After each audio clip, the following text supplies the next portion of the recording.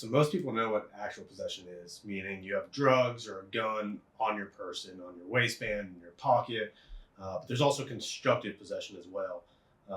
Most people don't know that you can be charged with a crime, drug related, gun related, even if it's not on your person, right? And so how can the state prove possession if it's not on your person? Yeah, so constructive possession requires the state to show that the person charged has power and intention to exercise dominion and control over a particular item, drugs, guns, things like that. So it's going to require some form of evidence that they had that power and intention to exercise that dominion and control. I know, Andrew, you've done this a lot, and what are some examples that you've run into with that dominion and control? Yeah, so when you have somewhere where it's like you have a shared house or you have like a car or whatever, is like a backpack and a vehicle, is if you're not, you made the point earlier, Brandon, like on your waistband or something like that, if you have drugs or drugs, guns, anything like that, it takes more than just being around it to actually be in constructive possession. It's using that access, having that control, and the way they'll try to do that is by saying, oh, well, he was right there, he knew about it, they might seize your phone or something like that to try to get evidence of you possessing and exercising control over it. Right. And so you talked about, it being in the vicinity, right? And so there's drugs, on this table. And I say it's not mine. Dakota, you say it's not yours. It's not yours. It's not yours. The police are going to charge all four of us. Sure. Right? Happens all the time. We see it almost every day. But does that mean that they can convict all four of us? Or what type of evidence are the police looking for to be able to prove that the drugs are someone specific? Yeah, so just because it's within the vicinity doesn't mean that they can convict everybody of it. They're going to look for more evidence to indicate who knew about it, who had the intent to exercise control over it. They'll look to things like, if it's a vehicle, who owns the vehicle, where in the vehicle was it found? Was it found in the back seat, in the trunk? The owner of the vehicle is much more likely. There's more evidence against them just because there's this presumption that you know what's in your vehicle.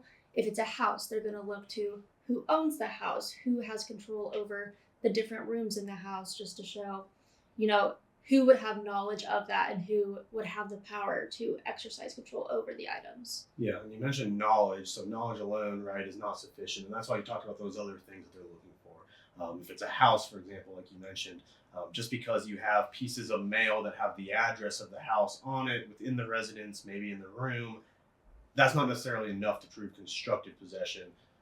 Knowing that there is drugs being sold, people are coming in the house at all hours of the day.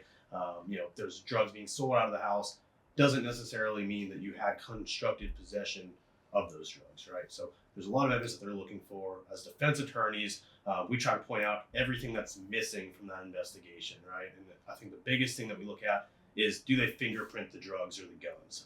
Because that could be actual or constructive possession. But if your fingerprints were never on it, it's going to be very hard to say that you had the intent to exercise dominion or control. And the police rarely get those fingerprints, and that's one of the strongest pieces of evidence we have, or lack thereof of evidence, on the defense side. So we talked about actual and constructive possession, the difference between the two, and how they're related to drugs and guns. So when we talk about drugs, how does it go from a misdemeanor offense to a felony offense, whether actual or constructive? Yeah, so a misdemeanor offense with drugs would be simple possession. But if the quantity is high enough, then the state can choose to charge as a felony for manufacture, sale, delivery. Now, the statute has specific quantities for drugs. The most common ones we see, 14 grams for marijuana, and then half a gram for Schedule 2, like methamphetamines. When the state has over those amounts, we commonly see them charge the manufacture, sale, delivery.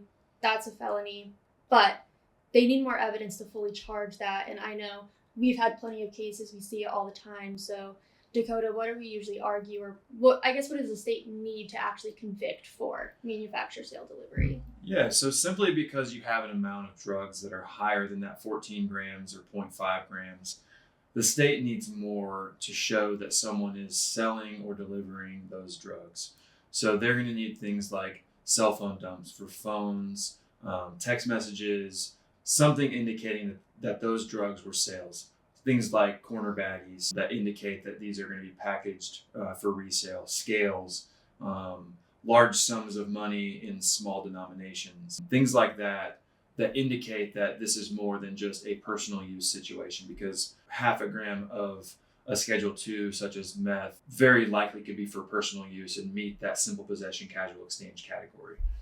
Yeah, I mean, it's very easy to show, a half a gram of meth, for example, the street value is pretty low. I mean, less than $100, right? It could be a gram, 2 grams, clearly points to potential simple possession and personal use in many cases.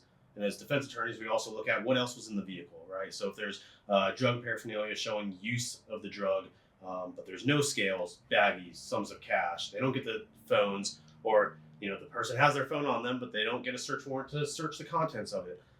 It makes it very difficult for them to be able to prove that sale and delivery. Like you said at the very beginning, Emily, they have the option to choose between simple possession and sale. They generally choose to charge as sale and delivery because they have some leverage, right? They could charge it as a B felony or an E felony or D felony, depending on what the drug is. Gives them some leverage to try to convince someone to take a lesser deal. But at the end of the day, if they can't prove the sale and delivery, all they can prove is simple possession with just a little bit more than what the amount required is for the sale and delivery, not sufficient to actually, convict you of that crime under the felony instead of the misdemeanor. So when we look at common defenses, what else are we looking for when defending these cases? So you made the example about paraphernalia and things in the car, right? So even if the state charges you with a felony, right? So you have a gram of methamphetamine or you have a gram of cocaine. If we're seeing pipes in the car, that's the first line of defense is, hey, you're charging them again with an A misdemeanor, right? And it might seem like it's bad because you're getting another charge, but the state's own charge cuts against them, right?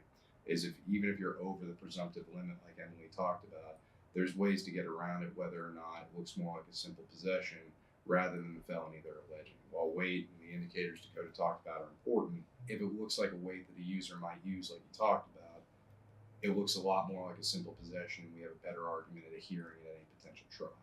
Yeah, and when we talk about simple possession, similarly, I mean, a lot of times officers will even ask questions to our clients, right? When's the last time that you used to make sure that they're not, driving under the influence of that drug at the time? Was it a week ago, a month ago? Well, where did you get it from? So they're even asking questions sometimes as if they know that they're using, and they're trying to find who the source is, knowing that they're not selling. And so we're going to use officers' own statements against them even. So every little thing that we find in that video that points to usage, points to a lack of sales, or an officer's own statements against him, we're going to use that to prove that it's just in possession. And then look at, well, did they test the drugs, right? To even prove that it is what they're claiming that it is. So we don't let anything, not be touched and looked at as far as potential defenses to these charges go.